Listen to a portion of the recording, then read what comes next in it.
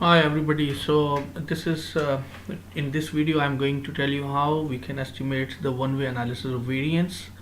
Basically, one-way analysis of variance is used to determine whether there are any statistical significant differences between the means of the three or more independent or unrelated groups. So when we have the two groups and we want to check that whether the means of the two groups are different or not, so we apply independent sample t-test. Once we have more than two groups, for example three or more than three groups, so we can apply one-way analysis of variance or one-way between group analysis of variance. This is the summary of the test which we are going to perform on SPSS. The research question is there a significant difference in optimism scores of young, middle-aged and old people? So we have the three categories of the people: young, middle-aged and the old people, and we want to check that whether the level of optimism are different among all these three groups or they are same. In fact, there are the various kind of the hypothesis that as a person grows old, so the level of optimism decreases, or maybe it goes other way around. So we want to check that whether the level of optimism decreases or it's different among the various age groups or not. In for this test we have the two variables. One is categorical independent variable. Basically this test this variable was a continuous variable, but we have divided into three categories and we have made it a categorical variable. Three age groups. One is 29. So first age group is 29 and younger. Then is 30 to 44, the second age group, and the last age group is 45 or above. So in this way we have the three age groups, and we are going to apply the one-way analysis of variance by with the help of the SPSS. So let's move toward the SPSS. This is the file in front of you. I'm just going to apply one-way analysis of variance on it. We have the dependent variable is optimism score and independent variable is the age groups, which are the three age groups. So I go here, analyze, compare means, then one-way analysis of variance. In the dependent list, obviously since we have the total optimism as the dependent variable, so we move it here, it's a continuous variable. And then in the factors factor variable, here we are moving the age, but the variable which we have made is here is the age group. This variable is in fact representing the three age groups, so I have moved here. Afterward, then I am going to click on the post hoc test.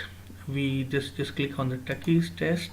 I'll be telling you that why this post hoc tests are used later on.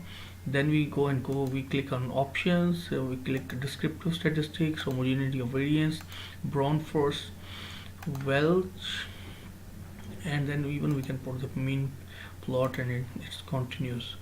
We have to make sure that, for example, if there are some missing values, so we can just put here the exclude case analysis by analysis for the missing values. So post hoc test already we have performed. Now we put it on OK, and you could see the results of and a one-way analysis of variances are there. Now the important point is the interpretation of these results, how to interpret these results. The one of the prime thing which we need to be done while interpreting these results is, first we have to see what's the descriptive statistics. In the first graph here, in the first table here, we can see these are descriptive statistics, means are given, standard deviation and all that.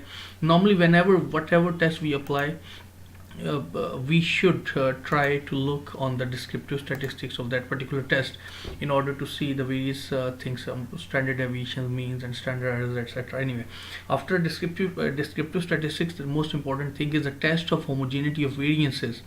You could see that this is Levine statistics is given, which is 0.746. For this I have given the explanation in the next slide. If you just go here, that Levine test in fact checks that the variances in the scores are same or not. In fact, if our the Levine's test is insignificant, means the p-value of the Levine's test is greater than 0.05, it means that we have not violated the assumption of homogeneity. If it's greater than 0.0, if it's less than 0.05, it means that we have violated the assumption of homogeneity.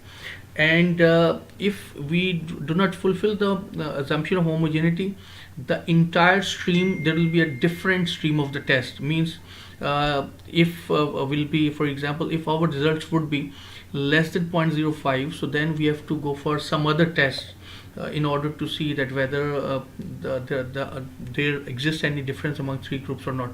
But in our case, since it's greater than 0.05, which is 0.475, so it means that we have not violated the assumption of homogeneity. In case once we violate the assumption of homogeneity, what we can do and what can be the treatment of that particular case, that I'll be just explaining you in the next video. But in this video, we assume, as we can see, that the assumption of homogeneity has been excuse me, has been met. That's our p-value is greater than 0.05. So that's the first assumption is met.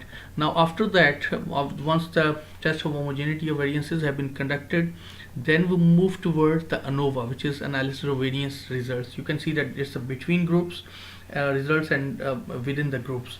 In fact, this in ANOVA, between the groups variances is the variances are being compared within the groups variances. So if the between the groups variances are greater than within the groups variances, it means that the groups are significantly different from each other.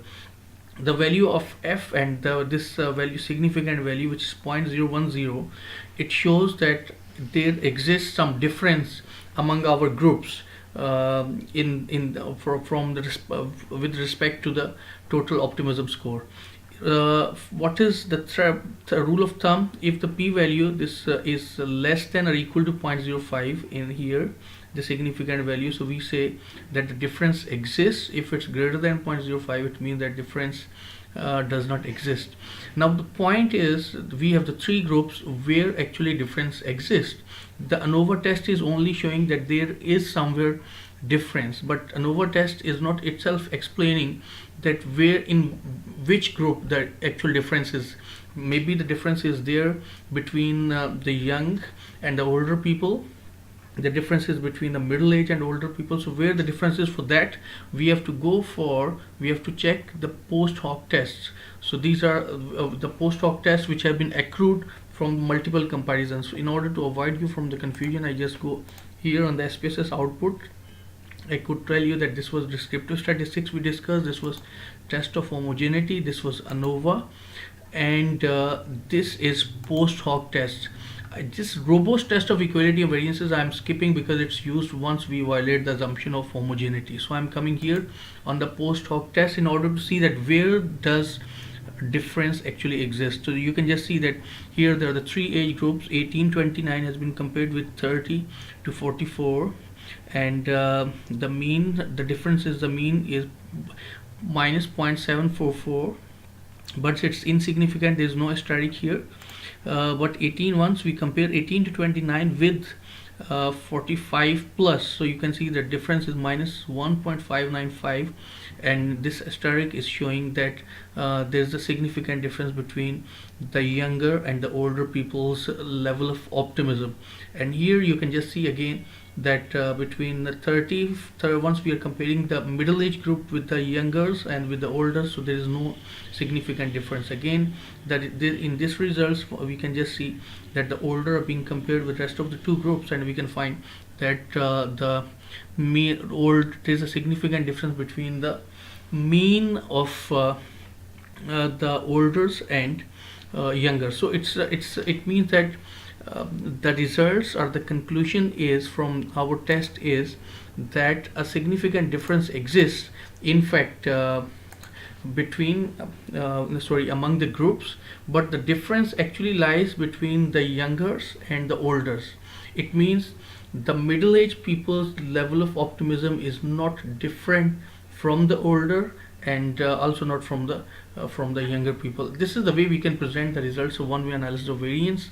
A one-way between group analysis of variance was conducted to explore the impact of age on levels of optimism as measured by the life orientation test. In fact, I just put here as a disclaimer that we have taken this data from the Julie Pallet survival manual from his website, and we're using the same data. So we must acknowledge this particular person. The subjects were divided into three groups according to their age, which I've mentioned here. There was a statistical significant difference at the P less than 0.5 in LOT scores for the three age groups. F test value has been given, and then the P value. Despite reaching statistical significance, the actual difference in mean scores between the group was quite small. The effect size calculated using eta square. Okay, I just want to tell you that the difference between the group is calculated. The magnitude of the difference between the groups can be calculated with the help of the eta square, which we have calculated, and it's 0.02. So here was that the effect size calculated using eta squared was 0.02. Post hoc comparison using the Turkey HST test indicated that the mean scores for group 1 was significantly different than the group 3. Means the mean scores of the young people were significantly different than those of the older people. So this is the way we can present the one-way analysis of variance. I just for your understanding and for again to repeat this test here, I present a procedure summary of running this particular test. Thank you very much.